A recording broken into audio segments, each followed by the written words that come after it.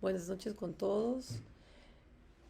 Soy la doctora Zaida Rocío Granados Carrasco, médico residente tercer año de Ginecología y Obstetricia de la Universidad Nacional Mayor de San Marcos. Actualmente realizando mi residencia en el Hospital Nacional Daniel Alcides Carrión del Callao.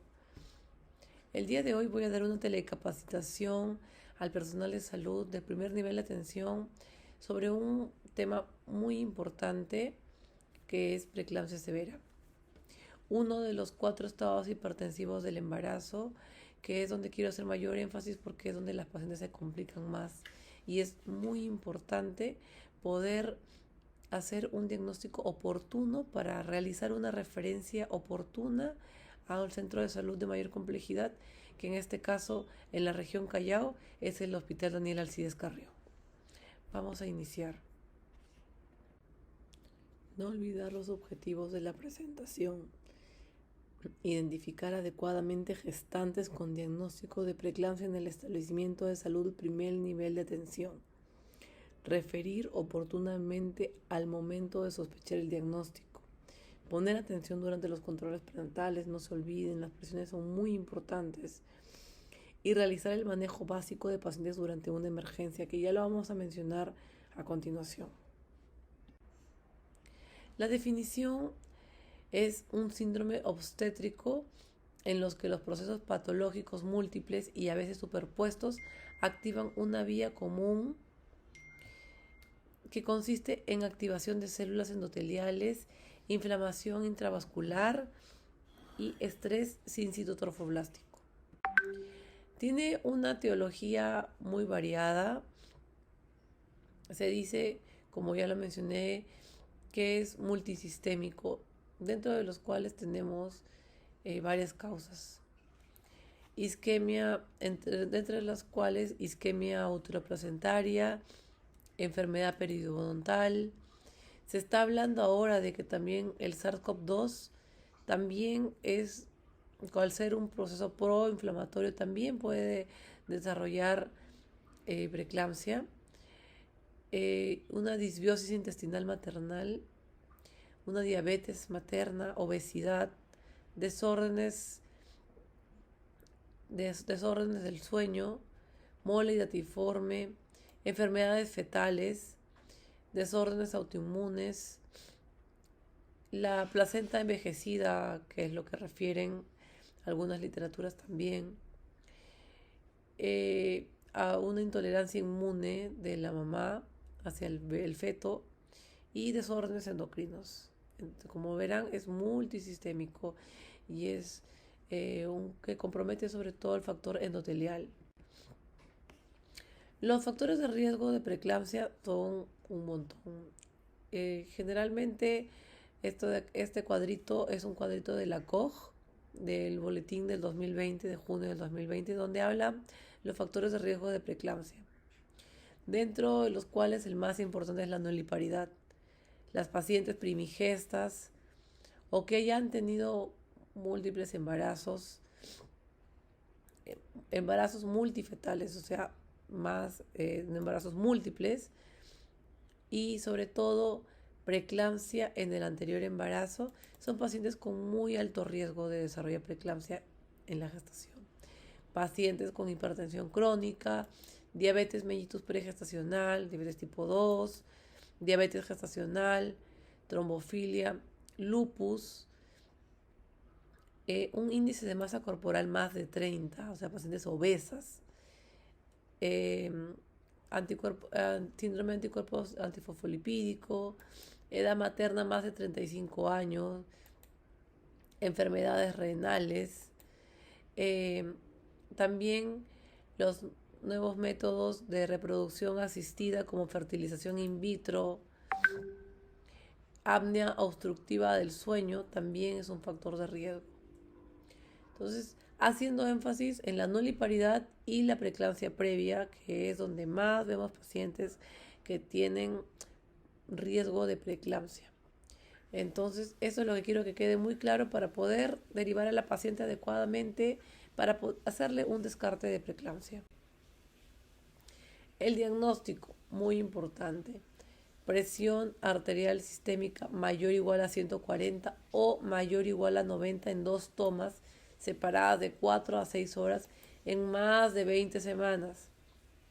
Igual si yo tengo una paciente hipertensa también la tengo que referir a un establecimiento de mayor complejidad. Pero específicamente preeclampsia tiene que ser más de las 20 semanas y con esas tomas de presiones o una presión arterial sistémica mayor o igual a 160 o diastólica mayor o igual a 110.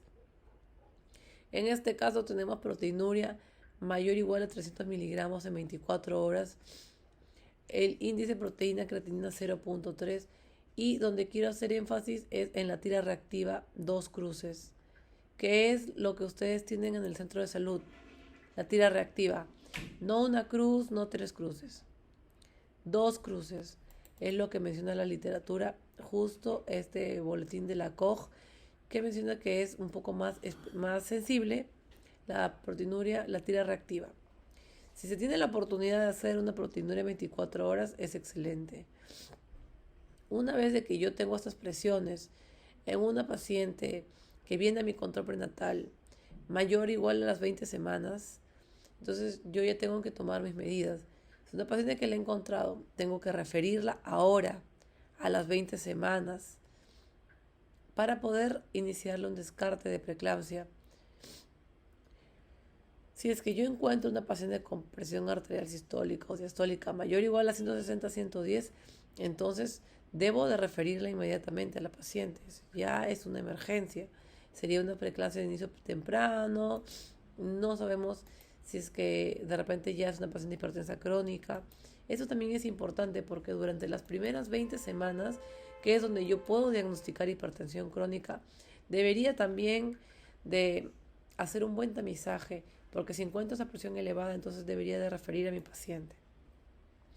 Y lo más grave, falla multiorgánica, plaquetas menor o igual a 100.000, creatinina mayor o igual a 1.1, TG o TGP mayor a 70 o su valor del doble. Si la paciente tiene normalmente 30, entonces un aumento al doble ya es un criterio de severidad.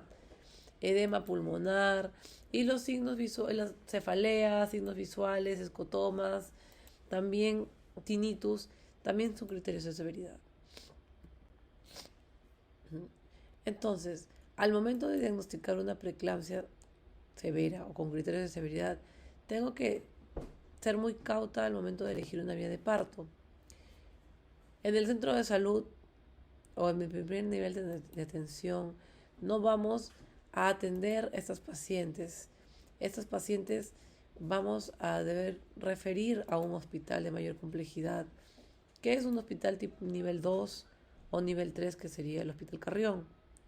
De preferencia, tengo que ver cuál es mi vía de parto. En un hospital nivel 2 o nivel 3, tengo para operar a la paciente. Pero si no, igual, al lugar más cercano. No puedo referir a una paciente a 2 horas de mi establecimiento de salud. Es demasiado tiempo, es tiempo valioso para la paciente. Yo no puedo demorarme tanto al momento de referir a mi paciente. Si es una paciente que ya está en trabajo de parto, con 7, 8 de dilatación, va a hacer un parto normal. Nada me va a impedir de que yo pueda tener parto normal. Entonces, si es una paciente que va a tener un parto normal, primero debo hacer una monitorización intraparto e iniciar fluidoterapia. No tengan miedo al hidratar a la paciente. Las pacientes preeclámpticas tienen un déficit de líquidos. Entonces yo le debo de pasar líquidos 1 litro, 2 litros en la primera hora. De preferencia, un cloruro a chorro. Con eso ya hacemos mucho. Porque dentro de la primera hora, que es lo más grave de la paciente, que es lo que va a definir que la paciente se complique, yo debo de colocarle líquidos. Manejo de la hipertensión. En el centro de salud tenemos nifedipino de 10 miligramos. Con eso es suficiente. Le bajo la presión a la paciente. Y le inicio profilaxis anticonvulsiva. Eso también, por favor, es muy importante. Al momento de trasladar a la paciente, yo debo de trasladarla en óptimas condiciones. No la debo trasladar así por así. Es una paciente que tiene que ir primero con una monitorización intraparto. Iniciarle doble vía, fluidoterapia urgente, manejar la hipertensión y la profilaxis anticonvulsiva. Si yo refiero a mi paciente con preeclampsia severa sin doble vía, sin hidratarla, sin colocarle sulfato de magnesio, entonces esta paciente va a convulsionar en el camino, se va a complicar. Referir en óptimas condiciones. ¿Cuándo culminar la gestación? La COG recomienda 34 semanas, mayor o igual a 34 semanas. Estos pacientes ya es para un manejo del hospital, un manejo hospitalario, pero igual para conocimiento. Si es una paciente con mayor o igual a 34 semanas, se debe determinar el embarazo. Si tiene menos de 34 semanas y con una condición materno-fetal estable, puede ser expectante, se puede prolongar 1 o 2 semanas el embarazo. Eso en manejo hospitalario lo vemos nosotros. No se encuentra ningún beneficio neonatal en el manejo expectante de preeclampsia severa de 28 a 34 semanas de gestación. Esto es una última conclusión del estudio MEXPRE que se realizó en el 2013. Es un estudio multicéntrico en Latinoamérica, randomizado, que se hizo estudios en diversos hospitales, incluyendo el Perú, que no tengo beneficio al prolongar el embarazo de 28 a 34 semanas en una preeclampsia severa. No le voy a ofrecer más a ese bebé. Es un estudio netamente latinoamericano. Si estuviéramos en Europa o en Norteamérica, otra expectativa de vida hay para ese bebé. Pero al menos acá en Latinoamérica, 28 a 34 semanas, no hay ningún beneficio para el bebé. Al contrario, más bien complicamos a la madre. Condiciones que excluyen el manejo expectante. Una condición materna, presiones elevadas, que no responden a antihipertensivos, persistentemente dolores de cabeza, refractario a tratamientos, dolor epigástrico que no responden a analgésicos, disturbios visuales, motores o déficit del sensorio, stroke, ¿no? Que es infarto cerebral, infarto del miocardio, síndrome de HELP, todo lo que puede complicar a la madre, enfermedad renal, edema pulmonar, eclampsia.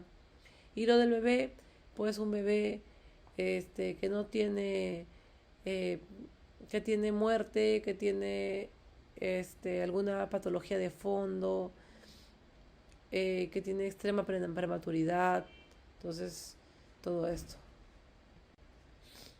La monitorización intraparto no se recomienda de manera hemodinámicamente materna, invasiva, rutinaria, ¿no? Y no se debería usar catéteres pulmonares. Esto ya es un manejo hospitalario. La monitorización intraparto, básicamente lo que se podría realizar en el centro de salud es un monitoreo intraparto. El manejo de fluidos, muy importante. Infusión isotónica a 80 cc hora. En paciente 80 hasta 150 incluso le podríamos dar. Como les dije, un cloruro a chorro. Puede causar edema pulmonar heterogénico, sí.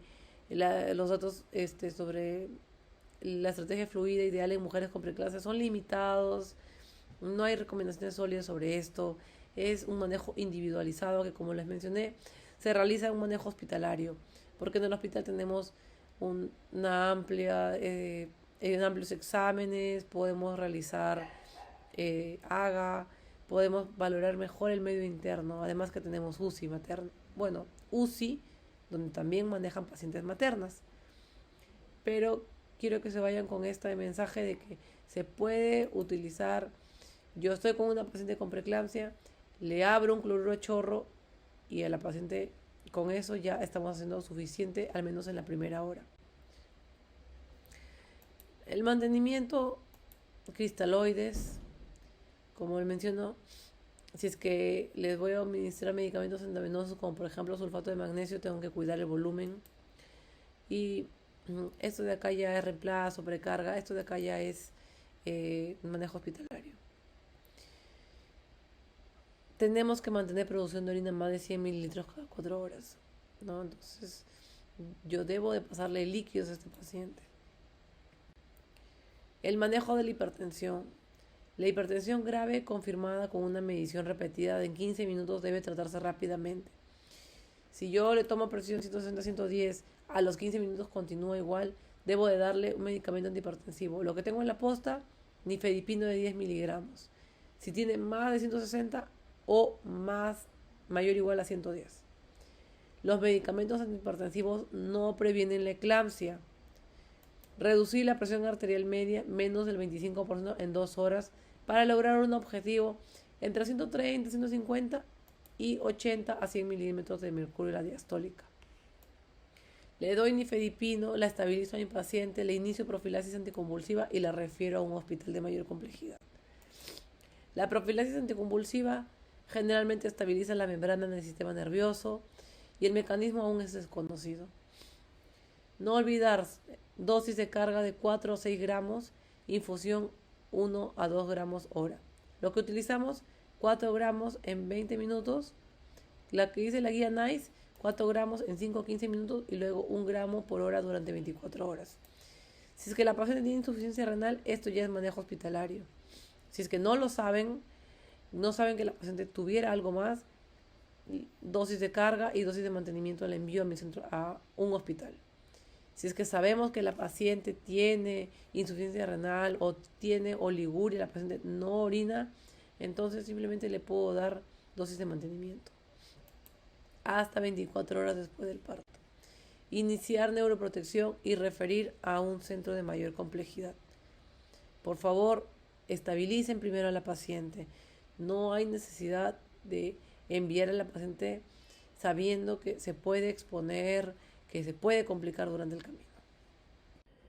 Para finalizar, dentro de las conclusiones, no olvidar, preeclampsia severa es una presión arterial mayor o igual a 160/110 en 2 tomas, agregada proteinuria ya tamizada anteriormente o falla de órgano diana. Estabilizar a la paciente. Tiene que recibir adecuada hidratación, por favor, doble vía, monitoreo intraparto, manejo de hipertensión y profilaxis anticonvulsiva. Una vez que yo haya estabilizado por completo a mi paciente, referir a un hospital de mayor complejidad, de preferencia el hospital más cercano. Identificar adecuadamente pacientes con factores de riesgo o diagnóstico presuntivo de preeclampsia para poder referir oportunamente durante el control prenatal. Hay pacientes que ya no deberían de manejar el centro de salud, pacientes que tienen alto riesgo de tener preeclampsia deberían de ser referidas ya al hospital para su ecografía genética, para ver si es que tiene alto riesgo de preeclampsia o no. De repente ya debería de iniciar tratamiento preventivo con aspirina. Todo eso de allí lo tiene que diagnosticar y lo tiene que tener en cuenta el personal del centro de salud. Ellos son los que ellos son el primer contacto que tienen con los pacientes, son los primeros que deberían de saber identificar oportunamente para poder referir a las pacientes adecuadamente y que nuestros pacientes pues tengan un mejor control prenatal, se pueda prevenir todas las complicaciones de las pacientes. Acá tengo bibliografía gratuita donde pueden ingresar para poder revisar un poco más si es que se desea ampliar conocimientos. La ponencia básicamente es el resumen de todos estos artículos. Espero que les sirva, que lo pongan en práctica y sobre todo nos ayude a mejorar con un tema tan delicado como la preeclampsia. Muchas gracias. Gracias a todos.